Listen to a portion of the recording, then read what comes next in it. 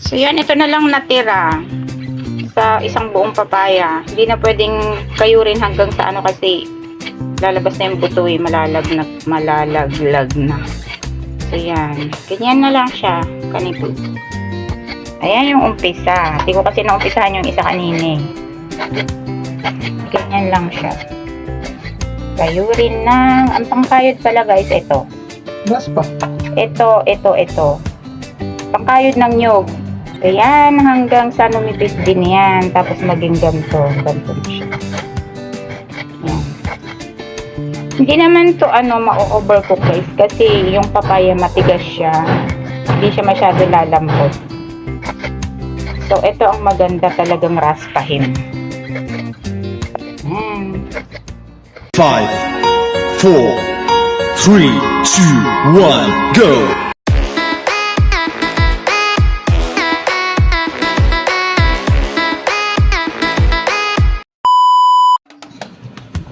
Hello guys, magandang umaga. Good morning sa inyong lahat. Welcome back sa ating munting channel. Ayun. This is your Weng BTE saying hello to all of you. Magluluto tayo guys ngayon. So, yun. Simpleng recipe lang. Simpleng ulam para sa family. Yun. Ang ating main ingredient ay papaya. Ito yung isang way kung paano namin lutuin ang papaya. Ayun. Pwede nyo rin lutuin para sa inyong family. Simple na, mabilis pa, and simple pa yung kanyang mga ingredients. So, stay tuned guys. Diyan lang kayo. At papakita ko sa inyo kung paano ibang way ng pagluluto ng papaya. So, yan. Stay tuned guys. Diyan lang kayo. Yan, hello again guys. Ayan, eto na po yung ating mga ingredients sa ating lulutuin ngayon. So, eto na yung ating papaya, niraspa. Niraspang papaya, meaning kinayod siya ng pangkayod ng nyog. So, literal na niraspa.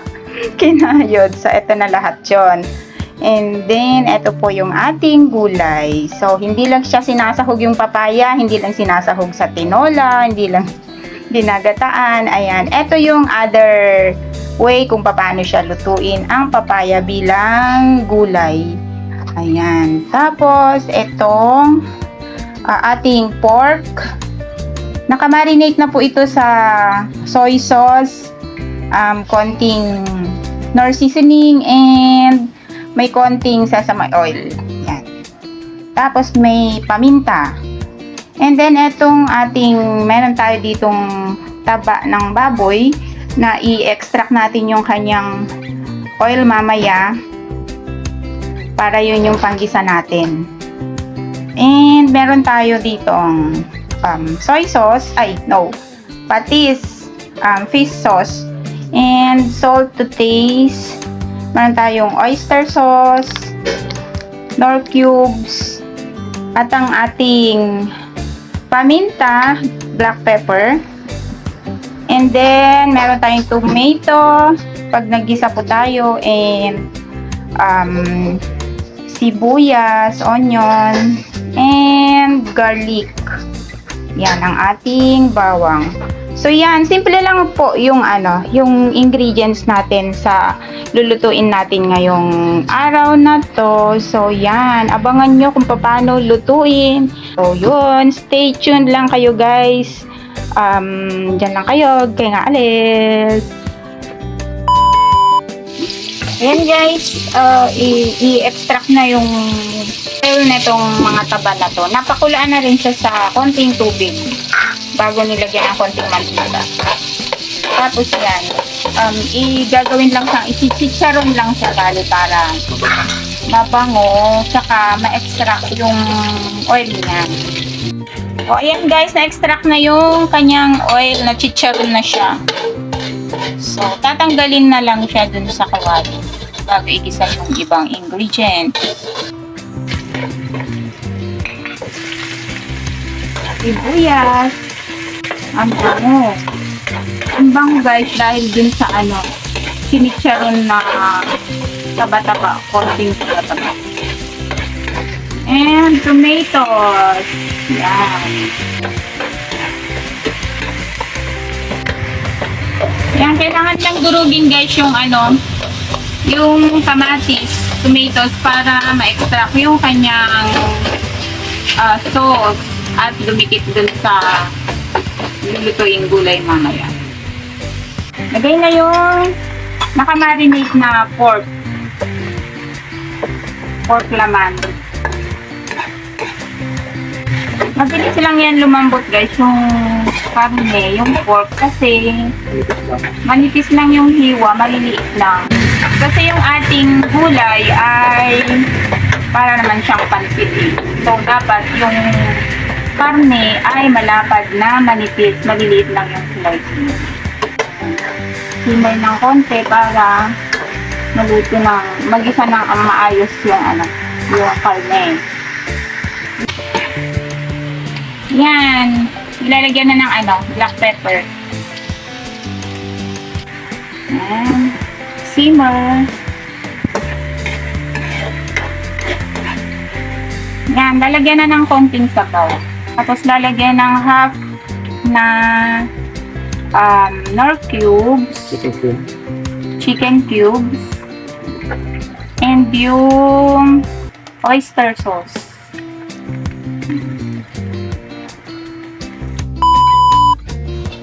Ayan, kumukulo na guys. Malambot na yung hindi na kailangan palambutin ng gusto yung karne kasi malambot na siya. Lagay na po yung niraspang papaya. Dami na. Masarap kasi yan. Gusto rin ng mga bata yan. Tapos paparisan namin ng tuyo. May side dish na tuyo.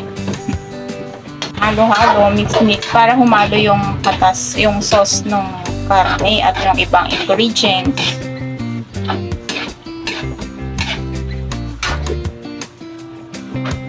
Nakukulaan lang konti, tapos yun, luto na. Ganyan lang siya kabilis. Lutuin ang niraspang papaya or tawag na yung iba, pansit na papaya. Bala na kayo kung ano itawag nyo, basta tawag namin raspang papaya. Ayan. Pansit na papaya, hindi lang pang atsara, hindi lang pang tinola. Ginisa.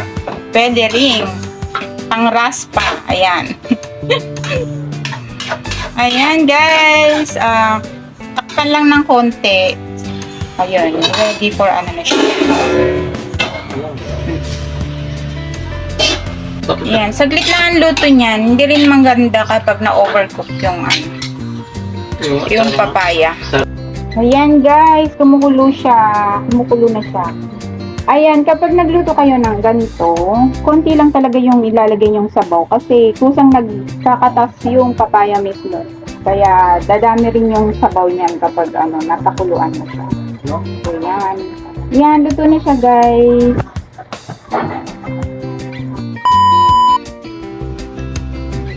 So yan, eto na yung ating nilutong niraspang papaya. So alam nyo na guys, hindi lang panggisa na ang chop niya ay cubes or maninipis na malapad. Ganto, pwede nyo rin pong gawin sa kanya. So ginigisa pa rin, pero alam nyo bang mas malasa to na nakaganto yung pag niraspa siya, pag kinayod siya, mas malasa siya kasi uma-absorb talaga yung lasa nung mga ingredients niya dun sa papaya mismo. So, the next time na magluto kayo ng papaya na gulay, pwede nyo pong gawin to. Hindi lang siya pang tinola, hindi lang siya pang atsara, hindi lang siya pang ginataan. Yan, pwede rin ito pang raspa, pansit, pang pansit papaya. So, yon. Ayan. O, diba guys, ang ganda ng color. Tapos, pinatong ko yung chili-charon kanina. Ayan. Ready na para kumain. Pansit papaya or niraspang papaya.